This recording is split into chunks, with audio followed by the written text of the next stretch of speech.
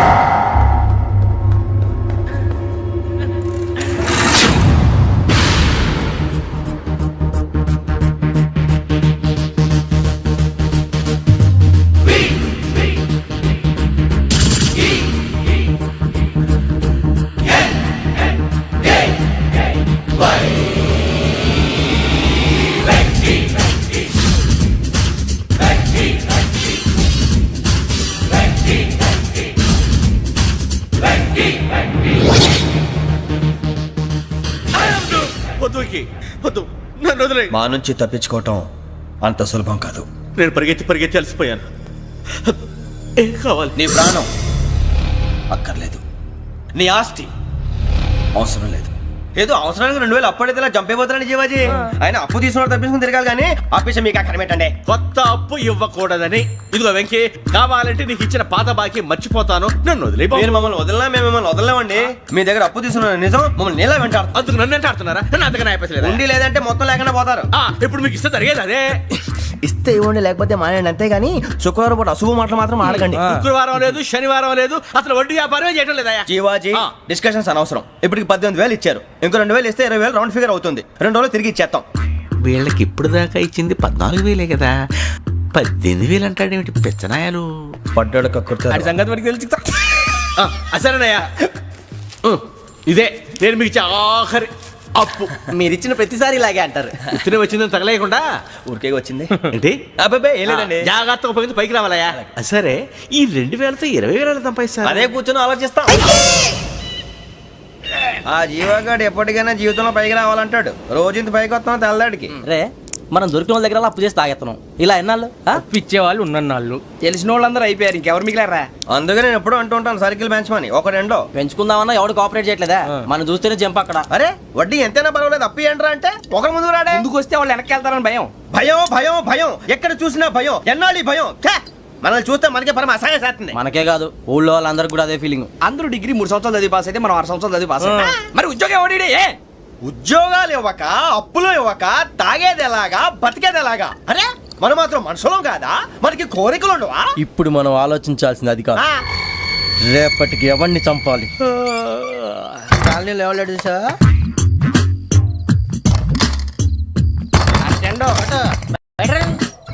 నువ్వా వెంకీ?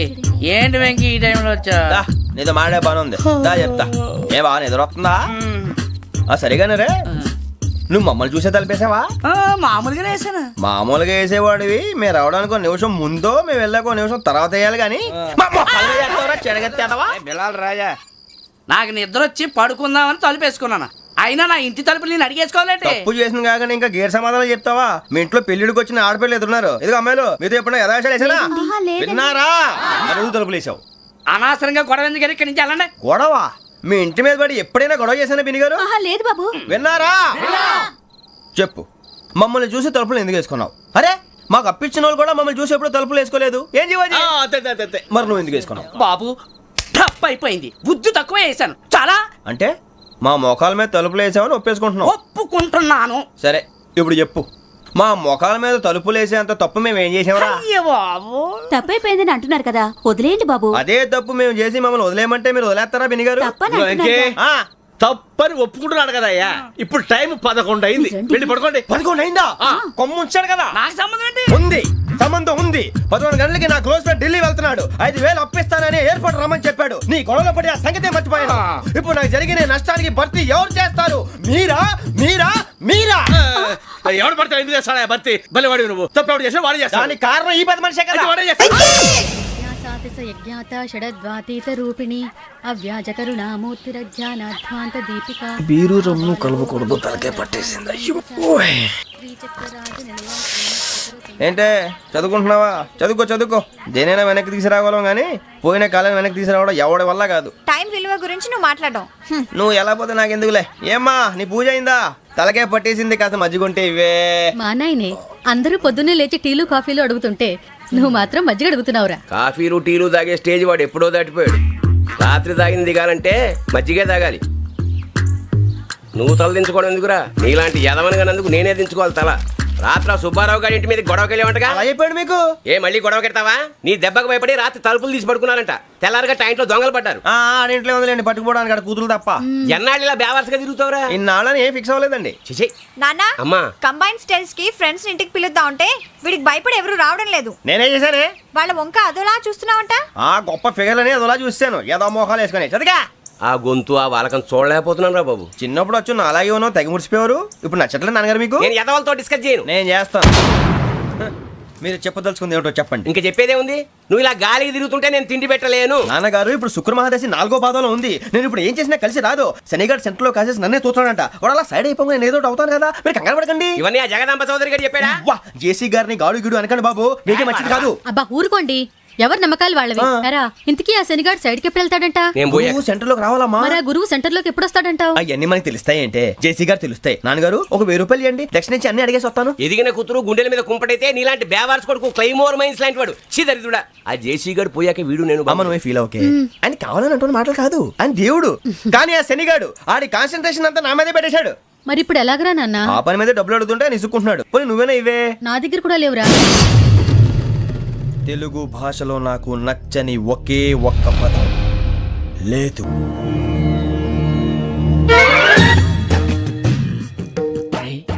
కళ్ళు మూసుకునే ఉన్నాడు, కొంపదీసి నిద్రపోతున్నాడేంటి? ధ్యానం. కళ్ళు మూసుకొని ఎవరినో కాంటాక్ట్ చేస్తున్నారు. అవునా? అబ్బా రామ్ ప్రసాద్, నీకు నిజం చెప్పాలంటే బాధగా ఉంది, కానీ చెప్పక తప్పదు. ఎందుకంటే అది నిజం కాబట్టి. Correct sir, correct. ఏంటి సార్ అది? నీకు 40 ఏళ్ళు వచ్చే వరకు కష్టాలు తప్పవు గురూజీ.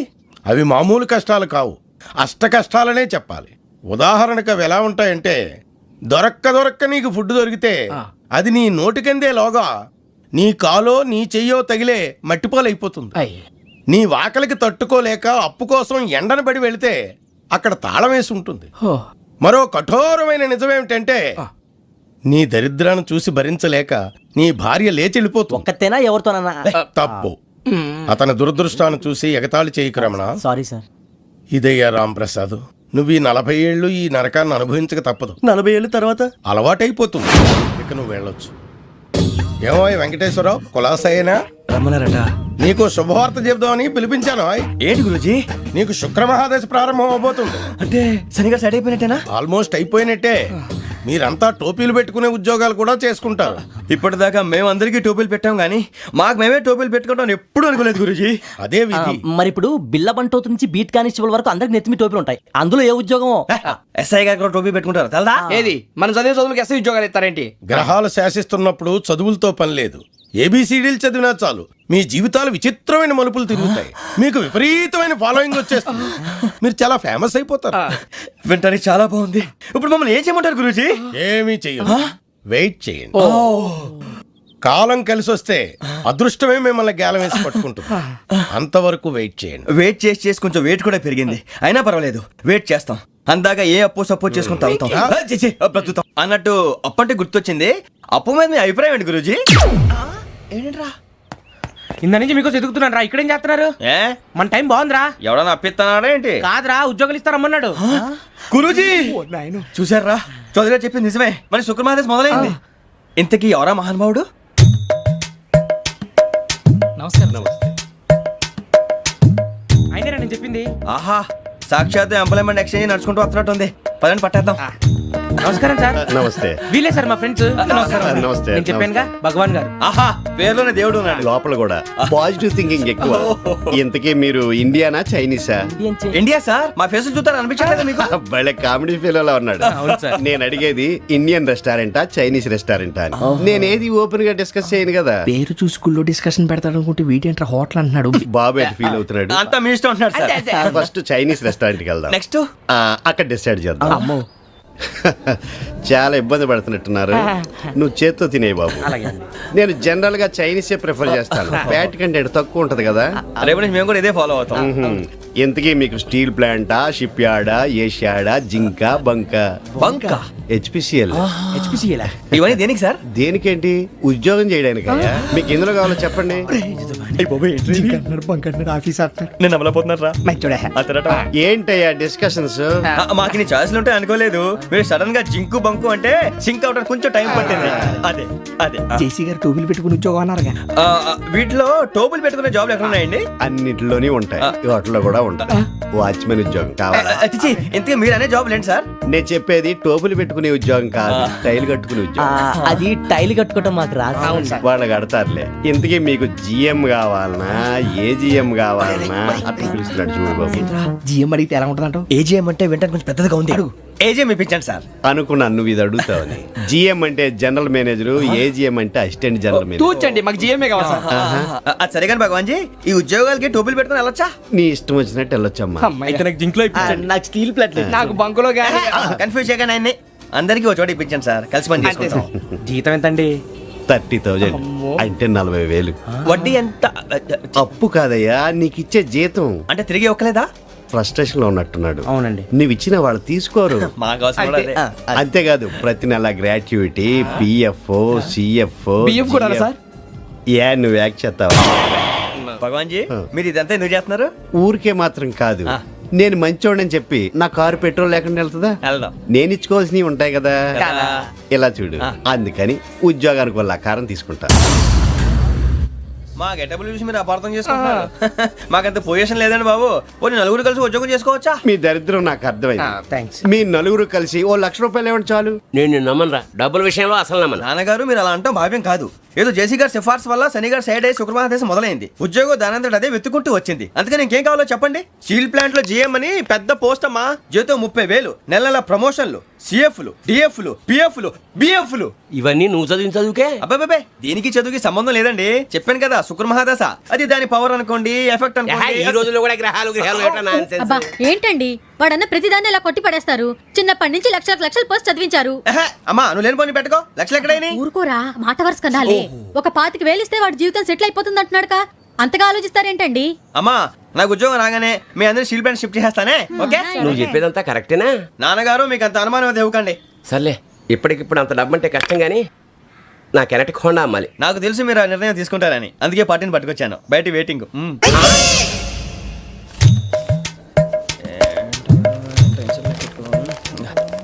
ఇవ్వండి. భగవాన్ జీ, మీతో నాకు కుదరదండి, మీరు తేడా మనుషుల్లా ఉన్నారు. చూడటానికి అలా కనపడతాం కానీ తేడా మనుషులు కాదండి.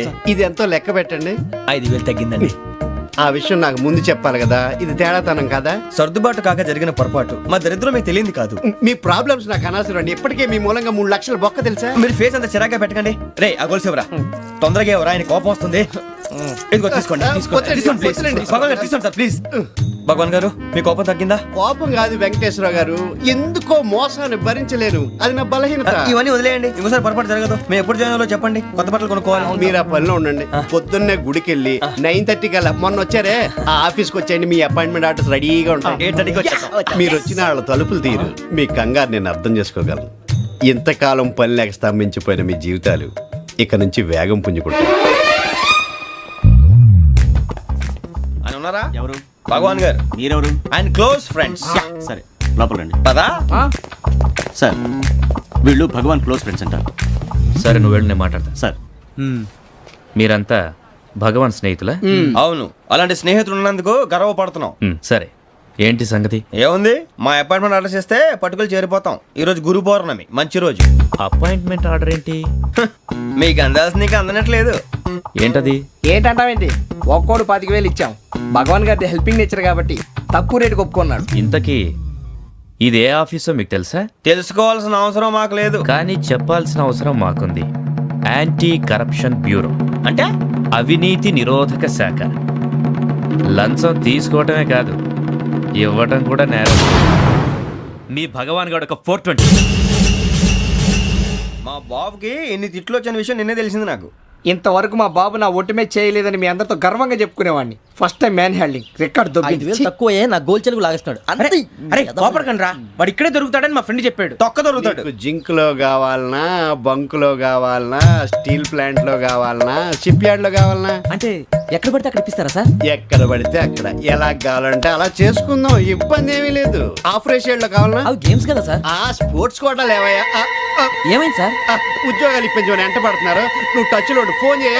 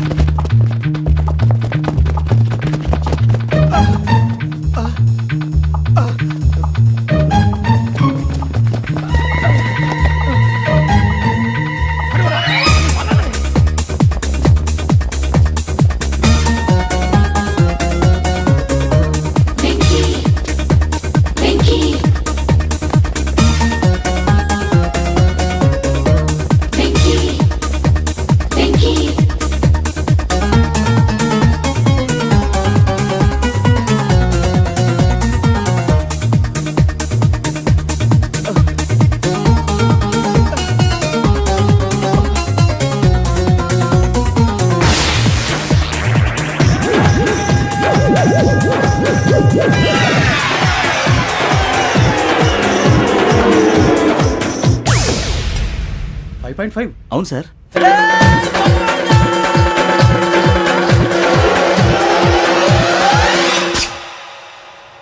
గ్రేట్.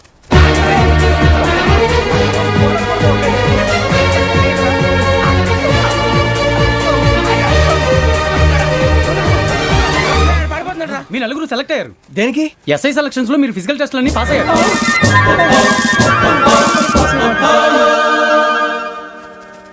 కానీ మేము అప్లై చేయలేదు సార్. అప్లై చేయలేదా? చేయి వదలకండి సార్, కాలు పట్టుకోవాల్సి వస్తుంది. రాగరాకు వచ్చిన అవకాశం. సరే, మీరంతా డిగ్రీలు పాస్ అయ్యారా? ఎప్పుడో. ఓకే, ఇప్పుడు అప్లై చేయండి. Thank you sir. నేను మేనేజ్ చేస్తాను. Thank you sir. మీరు రిటర్న్ టెస్ట్ ప్రిపేర్ అవ్వండి. అలాగే సార్. All the best. రేయ్, ఈ పరీక్షల్లో సమాధానాలని ఏబిసిడ్యూల్లోనే ఉంటాయి. ప్రతి ప్రశ్నకి 4 ఏదో ఒకటి కరెక్ట్ ఆన్సర్. ఏది కరెక్టో మనకు తెలియదు కదరా. నీకు ఏబిసిడ్యూల్ తెలుసు కదా? తెలుసు. అయితే కళ్ళు మూసుకుని 4 ఏదో ఒకటి రాసుకుంటూ పోతాం. మన అదృష్టం బాగుండి అవి కరెక్ట్ అయితే పాస్ అయిపోతాం. ఎస్ఎల్ కూడా అయిపోతాం. వారిని ఏబిసిడీలు వస్తే ఎస్ఐలు అయిపోతాం అని తెలిస్తే నాన్న కష్టాలు పడి డిగ్రీలు చేసేవాళ్ళం కాదు కదరా. రెడీ, స్టార్ట్ చేద్దాం. నీ ఇష్టదేమో ఆంజనేయ స్వామి. వేసుకో. నీ ఇష్ట పొలిటీషియన్ వాజ్పేయి. ఏబిసిడీలో రావాలి. నేషనల్ లెవెల్లో కాదు, స్టేట్ లెవెల్లో 7. స్టేట్ అయితే చంద్రబాబు నాయుడు. సిఎస్కో. నీకు ఇష్టం క్రికెటర్ ఎవర్రా? Mister dependable. ఆడేవడరా? ఓ నీ క్రికెట్ లో విజ్ఞాన ప్రదర్శనలో ద్రావిడు. డిఎస్కో. వేసావా? నీకు ఇష్టమైన నటుడు? బాలకృష్ణ. సమర్సుమారెడ్డిలో డీటెయిల్స్ వద్దు, బిఎస్కో. అయిపోయిందిరా, అందరూ దీన్నే ఫాలో అవ్వాలి. రాత్రికి ఏబిసిడీలు బాగా బట్టి పట్టండి. అందరూ ఏవే ఆన్సర్లు రాయాలి. మునిగితే అందరూ కలిసి మునుగుదాం. అయినా గురువారం పాటు గురుమేట్ల మీద కూర్చొని రాసింది ఖచ్చితంగా జరుగుతుందని జేసీ గారు చెప్పారు. మన ప్రయత్నం మనం చేద్దాం, మిగిలింది నేను ఎక్కడికి వదిలేద్దాం. ఆయన కూడా ఏదో పని ఉండాలి కదా.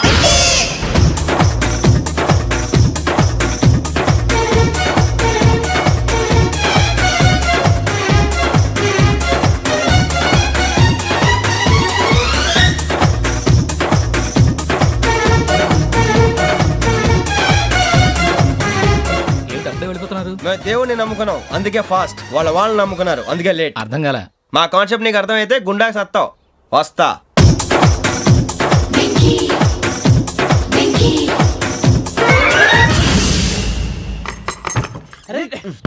మనం అనుకున్నదంతా జరిగిపోయిందిరా. పొద్దున చిరా తెప్పించకండి. ఎవరు పోయారు? నీ దరిద్రం పోయింది. నువ్వు ఎస్ఐ ట్రైనింగ్ కి సెలెక్ట్ అయ్యావు. అన్న తండ్రి నేనే నమ్మలేదు, వాళ్ళు నమ్మారు. నాన్న నోరు తెరవరా. వాడు ఇంకా మొహం కడుక్కోలేదమ్మా. వాడికి ఏం కొత్త కదమ్మా, నువ్వు పెట్టవే. అమ్మా చాలా సంతోషంగా ఉంది. ఈ సంతోషాన్ని వెంటనే చౌదరి గారితో పంచుకోవాలి. రేయ్, ఎవడన్నా సంతోషాన్ని కన్నవాళ్లతోటో కట్టుకున్న దాంతోనో పంచుకుంటాడు. నువ్వు మాట్లాడితే దరిద్రుడు జేసీ గారితో. నాన్నగారు మీకు 1,00,000 సార్లు చెప్పాను అనే అనొద్దని. నేను ఈ రోజు పొజిషన్కి వచ్చానంటే ఆయనే కారణం. జగదాంబ చౌదరి గారు అంటే దైవాంశ సంభూతుడు. అయితే వెళ్ళి అదే వెళ్ళి ఆయన కాళ్ళమివ్వడు. స్వామి మీరు మామూలు మనుషులు కాదు స్వామి. టోపీలు పెట్టుకుని ఉద్యోగాలు వస్తాయన్నా అలాగే జరిగింది. ఏబిసిడీలు వస్తే చాలన్నారు, చివరికి వాటిలతోనే ఉద్యోగాలు తెచ్చుకున్నాం. ఇందులో నాదేముంది? మీ గ్రహాల మూమెంట్ అలా ఉంది. అలా అనకండి, ఆ గ్రహాలు అలా మూవ్ అయ్యేలా చేసింది మీరే. వెంకీ, ఈ ప్రయాణంలో నీకు ఇంకో ప్రయోజనం కూడా ఉందయ్యా. వీళ్ళందరూ ట్రైన్ యాక్సిడెంట్ లో పోతారా స్వామి? కాదయ్యా, ఈ ప్రయాణంలో నీకు అందాల రాశితో పరిచయం ఏర్పడుతుంది. ఆ పరిచయం ప్రణయంగా మారి వివాహానికి దారితీస్తుంది. స్వామి, మాకు పొజిషన్ లేదని ఊళ్ళో లేడీస్ అందరూ చాలా చీప్ గా చూస్తున్నారు. ఎలారా బాబు అనుకున్నాను, చల్లటి వార్త చెప్పారు. మరి మాకు నీకింకా కొంతకాలం బ్రహ్మచర్యం తప్పదు. వీళ్ళకి ఇప్పుడు అప్పుడే తొందరగా ఉందిలేండి. మేము బయలుదేరుతాం స్వామి, మిక్సెల్ టచ్ లో ఉంటాం. శుభం. ఒరే బుచ్చిగా ఏట్రా సులోచన ఒరే మొత్తం అమ్మాయిలే, ఇది ఎక్కుదాం. ఎందుకైనా మంచిది, ఒక ఫోన్ ఇరా. అవుట్ గోయింగ్ చేద్దానట్రా మా నాన్న. హలో, ఇప్పుడు మేము స్టేషన్కి వచ్చామండి. ఏ బోగి ఎక్కితే బాగుంటుందో మిమ్మల్ని మాట్లాడుదామని. ఈరోజు బుధవారం పంచమి, అంటే మకరం నుంచి గురుడు సింహానికి జంప్ అవుతున్నాడు. ఏదైనా ఆడ్ నెంబర్ బోగిలో కూర్చోండి. ఆడ నంబరా? నంబర్లో ఆడ బాగా ఉంటాయి గురూజీ. ఆడ నెంబర్ కాదయ్యా, ఆడ్ నెంబర్, బేసి సంఖ్య. అర్థమైంది, కాపర్ కన్ గురూజీ. ఇక్కడ 4లోనే 7లోనే ఛాన్స్ ఉంది. 7 ఎలాగో సెడ్ నంబర్ కదా, ఇక 4 ఎక్కేస్తాం. 7 అంటే బేసి సంఖ్యే కదా వెంకీ. తెలుసు, సేఫ్టీకి అడిగాను. ఇంతకీ ఏ సైడ్ కూర్చుంటే మంచిదంటారు? నీ రాశి రీత్యా ఈశాన్యంలో కూర్చుంటే బెస్ట్. ఒరేయ్ గురూజీ దెక్కొద్దన్నారు, పదండి.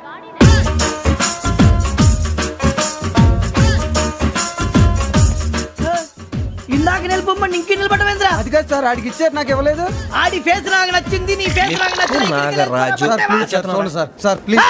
నమస్కారం నాగరాజు గారు. నమస్తే. నేను నీకు తెలుసా? తెలుసా? భలే వార్ సార్. నిప్పు నాగరాజ్ అంటే గోదావరి ఎక్స్ప్రెస్ గడగలు దాడిపోతుంది చెట్ట పేరుంది. ఛే, మంచి పేరుంది. ఇదే ఆయన. నమస్కారం సార్, నమస్కారం సార్. ఒక్క ఫోటో సార్. సార్ టీసీలో కూడా ఫ్యాన్స్ ఉంటారు. స్టడీ అండి.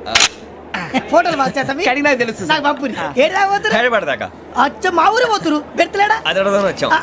మీరు ఎక్కడ కూర్చోమని అక్కడ కూర్చుంటాం. S4 లో కూర్చో. S7 లో ఇప్పించండి. అంటే జేసీ గారు అక్కడ కూర్చోమని చెప్పారు. టీసీని నేను చెప్పినట్టు గొట్టం గారు కాదండి, మరి గోదావరి ఎక్స్ప్రెస్ లో మీరు ఎంత పవర్ఫుల్, గోదావరి జిల్లా ఆయన ఫేమస్. వైజాగ్ లో సెటిల్ అయ్యారు, గొప్ప సిద్ధాంతి. ఆయన చెప్పింది చెప్పినట్టు జరిగిపోద్ది. మిమ్మల్ని కూడా ఒకసారి అక్కడ తీసుకెళ్తాను. సరే సరే, S7 లో కూర్చొని నేను ట్రై చేస్తాను. మీరు ట్రై చేస్తారన్నారంటే అది ఓకే అయిపోయినట్టే. ఓవరాల్ బాగా చూశారు. కూర్చో మరి. గురుగారు, ఈ భోగిలో ఈశాన్యం ఎటువైపు? లెటర్లో బాబు. మళ్ళీ ఏమిటి వెంకీ? ఏం లేదు గురుజీ, తమరేమో ఈశాన్యంలో కూర్చోమని చెప్పారు, అక్కడేమో లెట్రిన్ ఉంది. ఇప్పుడు మమ్మల్ని ఏం చేయమంటారు? అయితే అప్పుడప్పుడు అందులో కూర్చోండి, మిగతా సమయంలో తూర్పు ముఖంగా కూర్చోండి. గ్రహాలు కాంప్రమైజ్ అవుతాయి. రేయ్, ఆ మందు బాటలసే జాగ్రత్త. మన కాబోయే పోలీసులు ఎవరికి తెలియకూడదు. అసలే డిపార్ట్మెంట్ బోరు అంతంత మాత్రంగా ఉంది. ఈ అమ్మాయినా? చిచి, ఇది కాదు. అమ్మాయి పక్క నేను momo, do you all have reservation tickets? ఏదో అడుగుతుంది చూడరా. ఆ నిప్పు Nagaraj telling. Who is he? Ticket correct, నిప్పు నాగరాజ్. Idiots.